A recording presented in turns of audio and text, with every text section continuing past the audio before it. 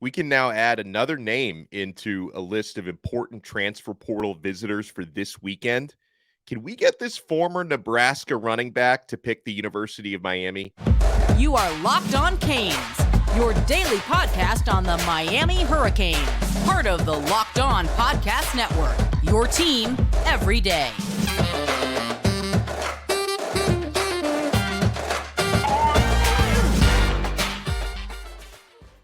I am Alex Donno, University of Miami alumnus, longtime South Florida sports radio vet, and contributor to allhurricanes.com. And thank you to the everydayers for making Locked On Canes your first listen 6 days, sometimes 7 days a week.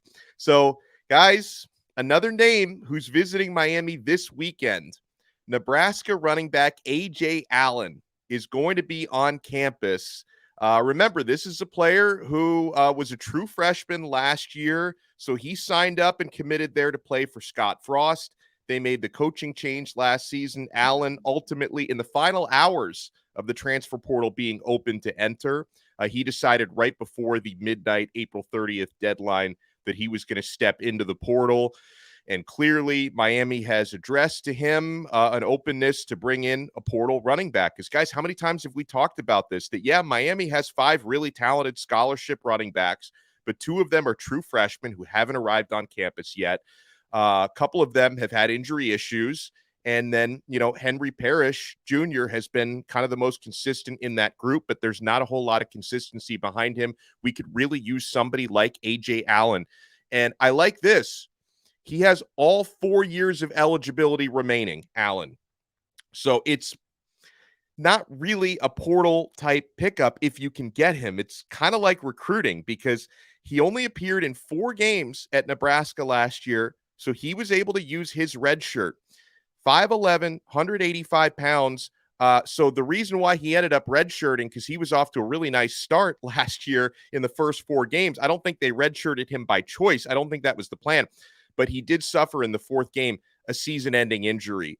Now, a lot of the reports that I was reading just said he got injured last year, so I didn't know what it was. I did a little digging on what the injury was, and he broke his collarbone. And I don't know. I'm no doctor, but I kind of take the broken collarbone for a running back. That's not such a bad thing compared to, if he had blown out a knee or something like that. So he suffered a broken collarbone. He had surgery on last year. That doesn't seem like the type of thing that would impact him long term, right? Because sometimes you worry this guy's coming off a knee issue or an ankle issue or Achilles. How's that going to affect him long term? I don't think the broken collarbone is something that moving forward you would look at as being an issue for him. So, assuming the surgery went well, he made a full recovery from that. I would be really excited to add this player. And again, in the 4 games that he appeared in for the Cornhuskers last year, he was uber productive. He was averaging 5.8 yards per carry over those 4 games last year, rushed for 190 yards. Somehow, he ended up being Nebraska's 2nd leading rusher last season at just 190 yards in 4 games played. That probably says more about the rest of the team, but still, he was very productive when he played. And, when you talk about recruiting connections and recruiting circles, so Ajay Allen, this Nebraska running back, he's originally from Monroe, Louisiana. He was a 3-star prospect coming out of high school, and Miami has so many coaching connections in the state of Louisiana. Offensive coordinator Shannon Dawson, he's a South Louisiana guy. He's from down there in the Bayou. I'm sure he's instrumental in this recruitment, along with Tim Harris Jr., the running backs coach. And heck, if you want to get Lance Guidry, the Ragin' Cajun defensive coordinator, involved in this recruitment as well, I'm sure he'd be more than happy to be a part of that. So there's a big Louisiana contingent on Miami's coaching staff. And Ajay Allen, a fine player, a very well-rounded back. He's a strong receiver out of the backfield. He's got excellent cutting ability and acceleration. So I think he could fit in pretty nicely at Miami. The one thing I don't know so much about Allen, because it's not really that evident in a lot of the footage out there and highlights out there, is, how good he is in pass protection. I'm not really so sure about that. There's less film out there to study on that. But I know as a runner and as a receiver out of the backfield, he's really, really talented, really effective. And if this guy can get an open space, he's got moves. He's very hard to tackle. He's going to make guys whiff. He's going to break ankles when he gets to that second level in the open field. So this is someone where obviously we're going to know a lot more about his Miami interest coming out of the visit, because this guy has only been in the portal for 5 days. This is not someone who got in there in, April 15th and's been kind of hanging around. He didn't decide to enter the portal until very late in the process, but some have told me they like Miami's chances here with Ajay Allen. I'm sure that's going to depend on how this visit goes. Now, another player who's visiting this weekend, we talked a lot yesterday about Shemar Kirk, the JUCO wide receiver from Reedley College, who had just a really productive season, productive 2 seasons at Reedley College. As a freshman at Reedley, he had 45 catches for 782 yards and 8 touchdowns. As a sophomore last year, he had 31 receptions for 664 yards and 7 touchdowns, including a 90-yard touchdown. But he's also got a really compelling backstory. Like, you could do a TV movie about this guy, or you could write like a book. Does anyone read books? Yeah, I guess people read books. You could write a book about this dude. Huge shout out and kudos to Matt Shodell from Kane Sport, because he had a conversation with Shemar and he got like the background on his life that I hadn't seen anywhere else. Because all I knew about Shemar Kirk was that he really likes Miami. He's intrigued by Miami. He actually started his visit yesterday and it goes through Saturday. And I knew that he was, super productive in junior college and he put up great numbers and all that. I didn't know the journey that this young man has come through to get to this point. So he was telling Shodell that, like, he was really immature, in his words, during high school, and he didn't play football every year. Like, there were a couple of years where he just chose not to play on the team. He was doing other stuff. And then he joined his high school football team again in the senior season. And by then, I guess he just didn't have enough time to get traction with colleges. He didn't have enough film out there. Skipping the junior season hurt him.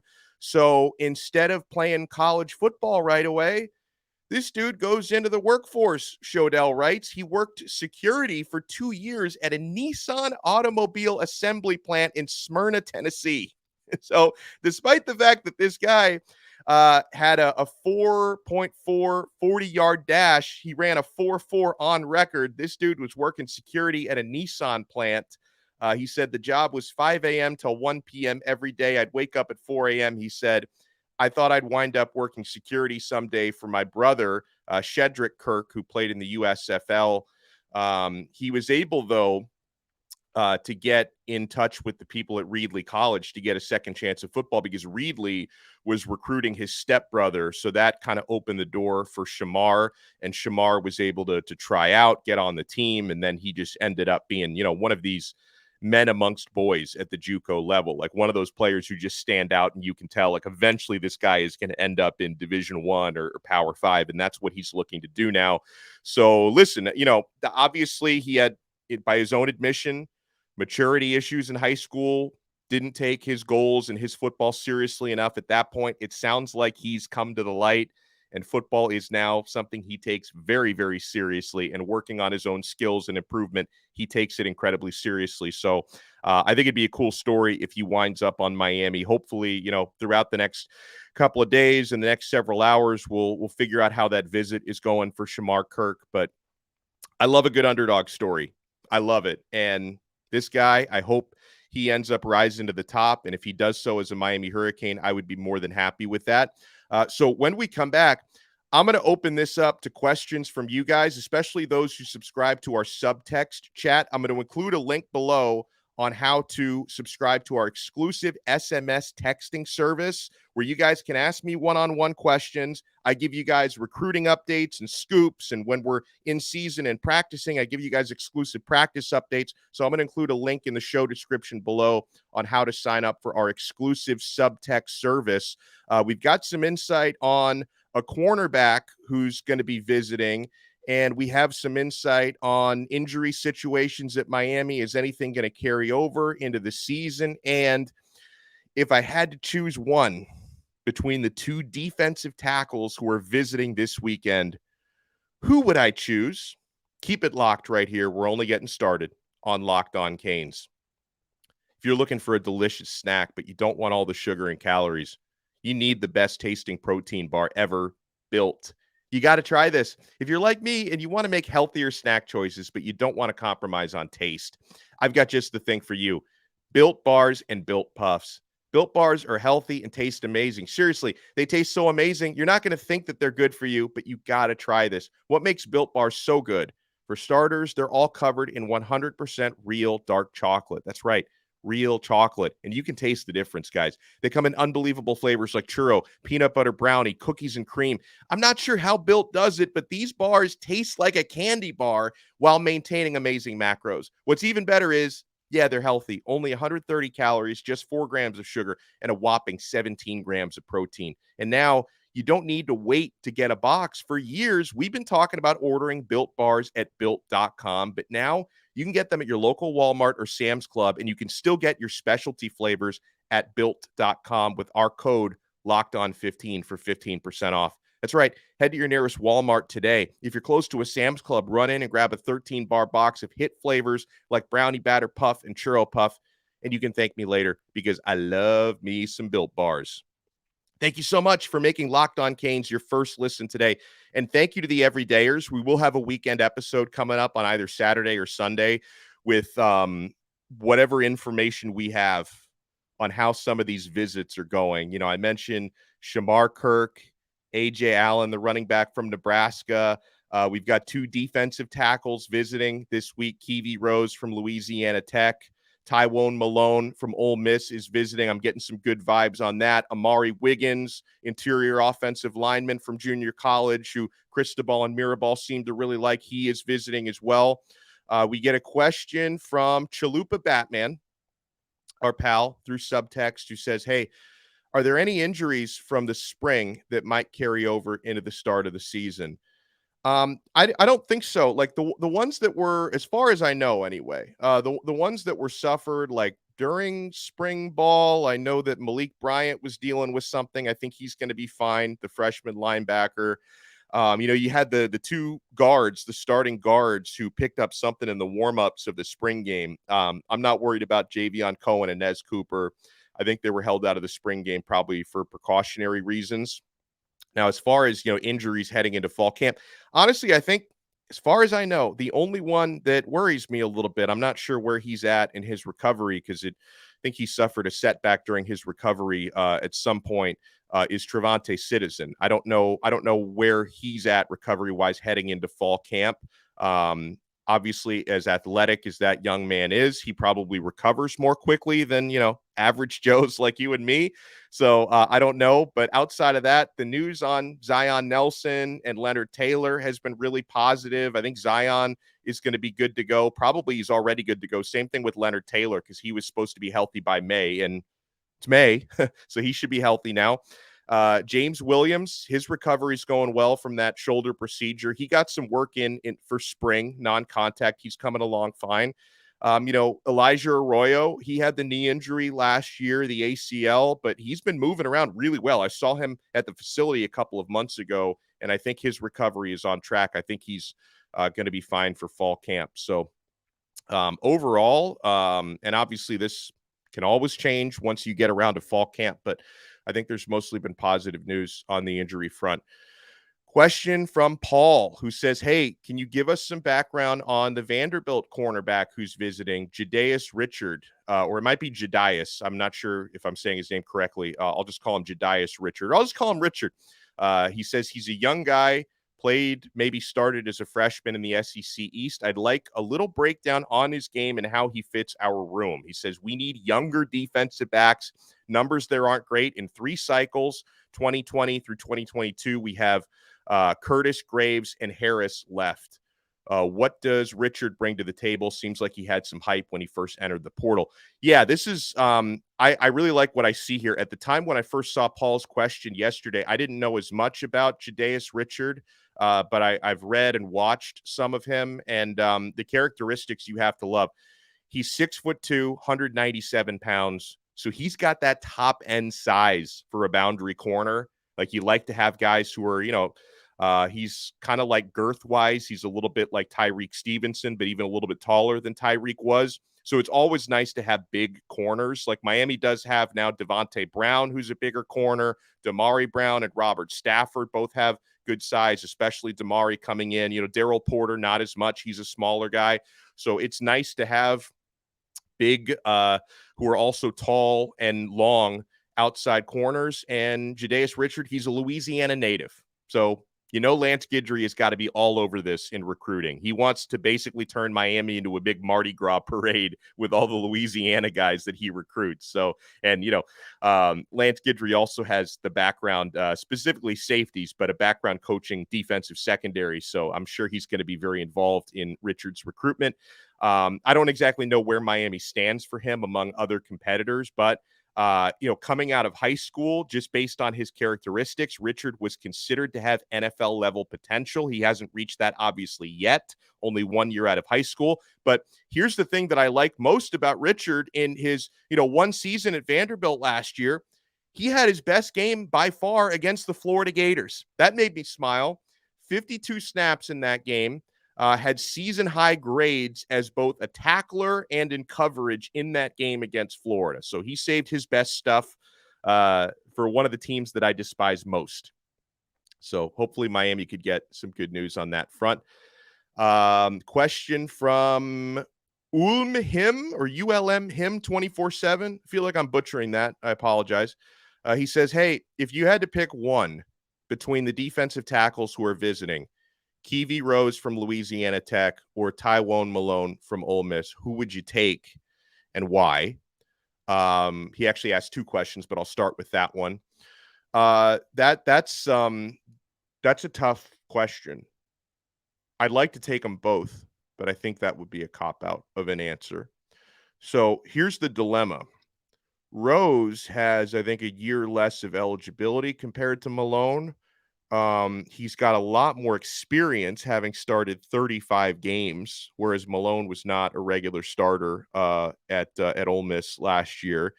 And Rose, they're both similar in size, right? Keivie Rose, put up better stats, but he was also playing against lesser competition because Malone was in the SEC and, Rose was playing at Louisiana Tech. What is that, Conference USA? So it's or AAC. I always get those two mixed up. So obviously the competition wasn't there. Malone was the more highly touted guy coming out of high school, of course. So you could argue there's more potential there. And he's, a year younger, which also, goes into that potential. And if Malone comes, he could also help your baseball team. He could maybe be a DH. This guy hits the cover off the ball. He's a really strong power hitter. So it's like you could definitely, and I know I was having a Twitter discussion about this with one of our listeners yesterday. Like you could totally argue that Keivie Rose is like a better player that people are not going to be as hyped about because he, comes from outside the Power Five. But still, I think maybe there's just more potential and an extra year of eligibility for Tywone Malone. So I don't know, man. If I had to pick one, I'd probably lean to Malone. But I think I'll say this. If Miami comes out of the weekend landing either of them, I'll be happy. If Miami comes out of the weekend landing both of them, I'm going to be ecstatic. Okay. And, the Hurricanes have 7 or 8 spots open to fill scholarship wise before next season. I don't think it would be malpractice if you use 2 of those spots on defensive tackles, because I think you need more depth for the rotation there. And either of those guys who I just mentioned could potentially start on that defensive line. So, I would be fine taking both. But if Miami only lands one or the other, no matter who it is, I'm going to be pretty happy about it. Let me see. So his second question is, out of the 5 or 6 wide receivers the Hurricanes are looking at, who would you take and why? I think I would take anyone who says, yes, I want to come here. Wide receiver recruiting and portal. It's just been so difficult. Like, now like Xavier Henderson looks like he's trending to Cincinnati. I think his father really wants him to be a Bearcat. So I think that's taken a lot of Miami's momentum away.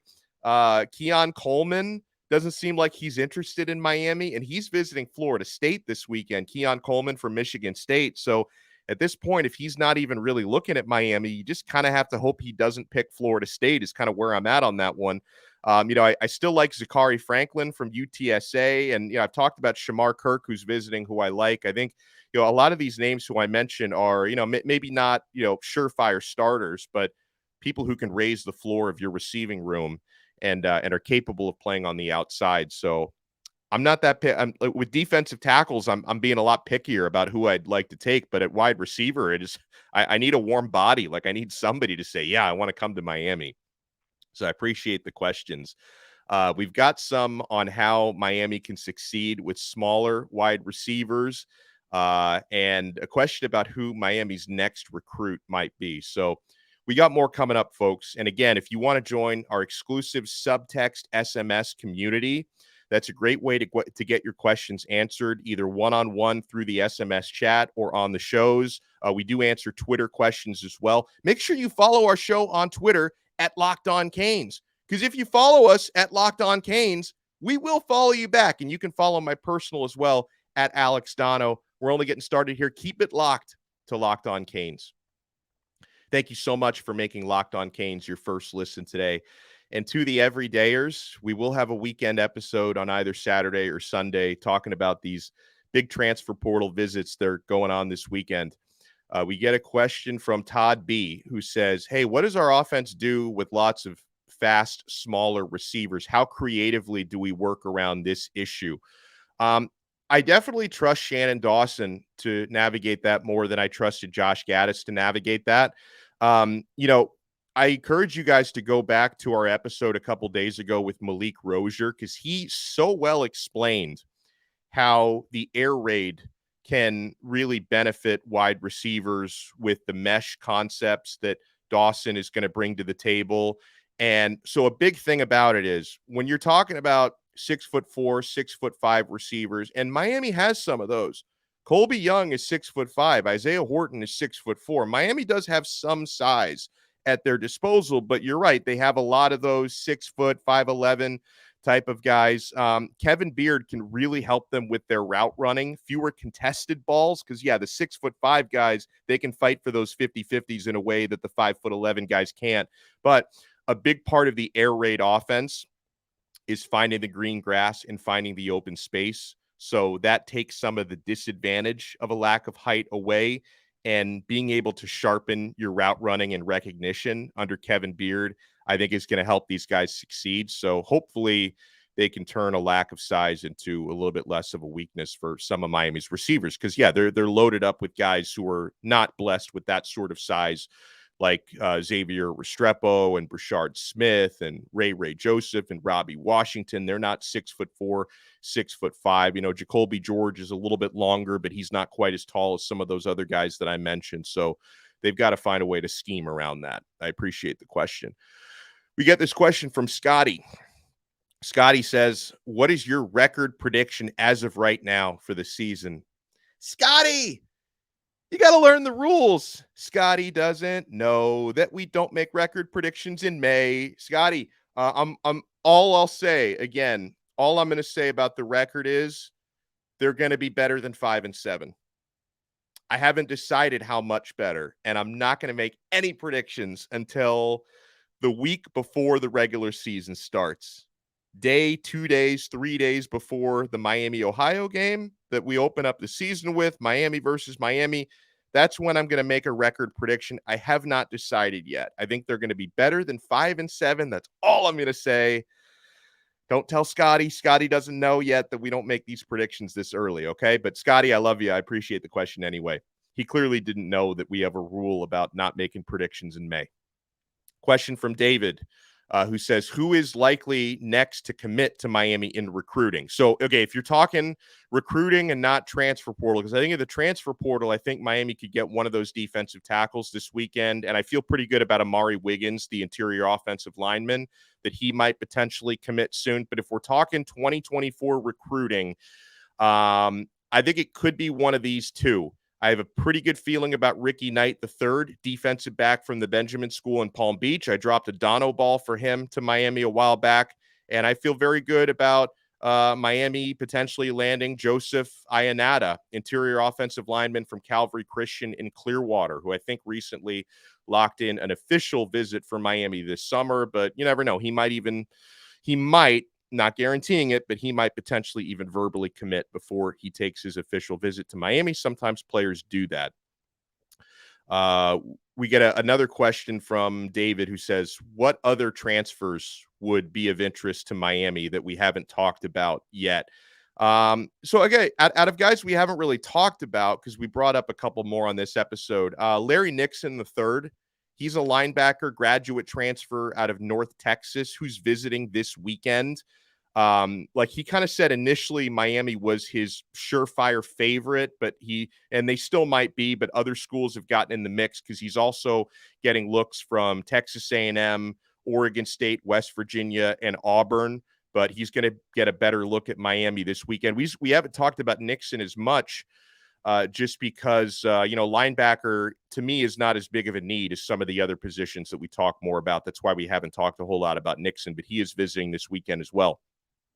We get this question on Twitter from Thanos, who says, is FS Pooh and Mike Norvell, is Norvell out recruiting Mario in the transfer portal? They seem to hit on players that make more of an impact. I would like us to get more of the free agent type players than just a portal player like Lee and Cohen. I'm not sure what he means about Lee and Cohen, but okay. Yes, Florida State. Yeah, they are. I have no problem admitting Florida State is out recruiting Miami in the transfer portal right now. But it's not rocket science, because Florida State won 10 games last year and Miami won 5. That makes a difference. All right. When you're talking about transfer portal players, because a lot of these guys in the transfer portal only have a year or two of eligibility left, and they're leaving the place that they're leaving, a lot of them, to try and go somewhere else where they have, in their minds, a better chance to win and compete for championships. And Florida State just won 10 games. Miami won 5. So you can understand why, Norvell is doing pretty well in the portal right now. Florida, and it's not like Miami's not doing as badly in the portal as some people think. Like the Hurricane, because they're bringing in a lot of quality. They have a 4-star average of players that they're bringing in through the portal to this point. Miami ranks 15th in the portal according to 24/7, and Florida State ranks 5th. So there's no doubt Florida State is crushing it, but Miami's still in the top 15. And if they land a couple commits this weekend, I think Miami could be in the top 10 in portal recruiting by the time the weekend is over. So yeah, Norvell right now is he's out doing Mario in the portal, but I think Miami's doing really well for a team that went 5-7 last year. So I want to offer a huge thank you to you guys. Again, fun weekend coming up. We're definitely going to have an episode this weekend for the everydayers talking about transfer portal arrivals. Make sure you follow the show on Twitter at Locked On Canes. Make sure, if you're listening to us on Apple Podcasts, Spotify, Odyssey, wherever you get your pods, make sure you subscribe. And if you can take a couple minutes, leave us a 5-star review, because when we get those 5-star reviews on the audio podcast, we like to shout those out whenever we can. So make sure to subscribe on your favorite audio platform. Make sure to subscribe to our YouTube channel and hit the like button. Smash that thumbs up on this video. And we will talk to you guys again next time on another episode of Locked On Canes, part of the awesome Locked On Podcast Network, your team every day.